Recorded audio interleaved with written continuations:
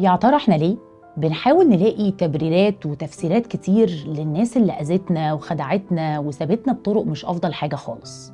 هل احنا مثلا غاويين نعذب نفسنا؟ غاويين نفضل باقيين على ناس أذونا وضرونا في حياتنا؟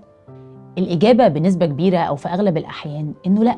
طب أمال إيه؟ الفكرة إن احنا كتير بنفضل نوجد تبريرات وتفسيرات لناس أذتنا لأن عقلنا بيكون رافض يصدق إن احنا للدرجة دي كنا مغفلين، كنا مغيبين ومش مدركين ان احنا بيضحك علينا، او مش مدركين كمية الصفات السيئة جدا اللي كانت واضحة وضوح الشمس، بس احنا كنا معميين تماما عنها، رافضين نصدق كل الاصوات اللي كانت حوالينا بتقول لنا ان في حاجات خطر وان في اشياء بتحصل ما ينفعش نقبلها على نفسنا. كانت الغشاوة مالية عينينا. اللي بيخلينا نتصرف بالشكل ده ونفضل ندافع ساعات عن ناس اذتنا ان احنا جوانا كده حتة ضلمة بينا وبين نفسنا، صعبان علينا قوي اللي حصل فينا.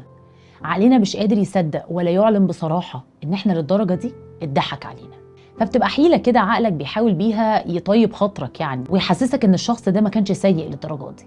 يمكن بعد ما الغشاوة دي بتروح ولما بيكون في حوالينا أصوات كتير عاقلة بتقول لنا الكلام بشكل هادي ومنطقي ومنظم، بنكتشف إنه لأ، إن الناس اللي في حياتنا كانت فعلا مؤذية وضرتنا بأكتر من طريقة، بس إحنا فضلنا فترة طويلة لحد ما نستوعب ده.